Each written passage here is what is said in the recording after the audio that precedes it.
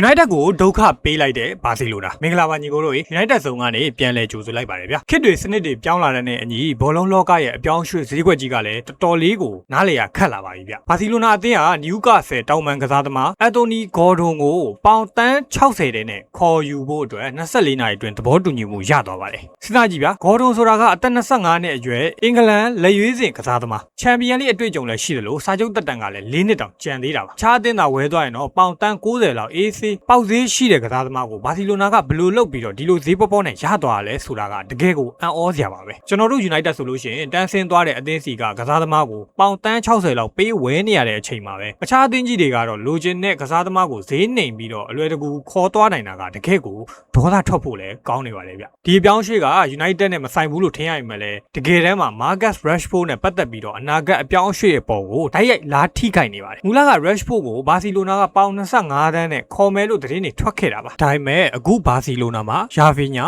ယာမယ်ဖယ်ရန်တိုရက်စ်နဲ့အခုဂေါ်ဒွန်မှာထက်ရောက်လာပြီဆိုတော့တောင်ပန်မှာနေရာမရှိတော့ပါဘူးသူတို့အနေနဲ့တိုက်စစ်မှုတယောက်ကိုပဲထက်ရှာဖို့ရှိပါတော့တယ်အဲဒါကြောင့် Rashford နဲ့ဘာစီလိုနာအပြောင်းရွှေ့ကပြက်ပြယ်သွားနိုင်ခြင်းအရင်များသွားပါတယ်အခုလာမယ့်2026ကမ္ဘာဖလားအတွက်အင်္ဂလန်လက်ရွေးစင်အသင်းမှာ Rashford ကဂေါ်ဒွန်ထက်ပွဲထွက်ခွင့်ရဖို့ရေပန်းစားနေသေးပါဒါပေမဲ့လည်းကလပ်အသင်းအပြောင်းရွှေ့မှာတော့ဂေါ်ဒွန်ကတန်း60နဲ့အယောင်းဝယ်ဖြစ်သွားပြီ Rashford အတွက်ကတော့လမ်းပြောက်တယ်လို့ဖြစ်နေပါတယ် Rashford အနေနဲ့ဘာစီလိုနာမဟုတ်ရင်တော့ PSG ဒါမှမဟုတ်လို့ရှိရင် Bayern Munich တို့လိုအသင်းကြီးတွေစီမှာရွှေ့ပြောင်းနိုင်ဖို့မျှော်လင့်ရပါတယ်တကယ်လို့ Rashford သာ United ကိုပြန်ရောက်လာမယ်ဆိုလို့ရှိရင်တော့အသင်းအတွက်ရောကစားသမားအတွက်ပါအခြေအနေပိုးဆိုးသွားဖို့ပဲရှိပါတယ် United ပြည်သက်တဝက်လောက်က Rashford ကိုလုံးဝပြန်မလာသေးချင်ကြတော့ပါဘူးသူအသင်းကနေထွက်သွားတော့ကအခြေအနေတွေကအရန်ကိုဆိုးရခဲ့တာကိုပြည်သက်တွေကလည်းမမေ့ကြသေးပါဘူးနီးပြ Michael Carrick ရဲ့လက်ရှိကစားကွက်အနေနဲ့လည်းဘောလုံးမရချိန်မှာခန်းစစ်ကိုအသေးလဲ light thin ကစားရတဲ့ပုံစံမျိုးပါ Rashford ကအဲ့ဒီလိုခန်းစစ် light ကိုပေးနိုင်တဲ့ကစားသမားမျိုးမဟုတ်တဲ့အတွက်အသင်းရဲ့တိုင်ပြန်တိုက်စစ်ကစားကွက်နဲ့လုံးဝအံဝင်မှာမဟုတ်ပါ Premier League ရဲ့ပြင်းထန်တဲ့ကစားဟန်ကလည်းအရင်ကလိုအဆင်ပြေဖို့ခက်ခဲသွားပါပြီပြီးတော့တပတ်ကို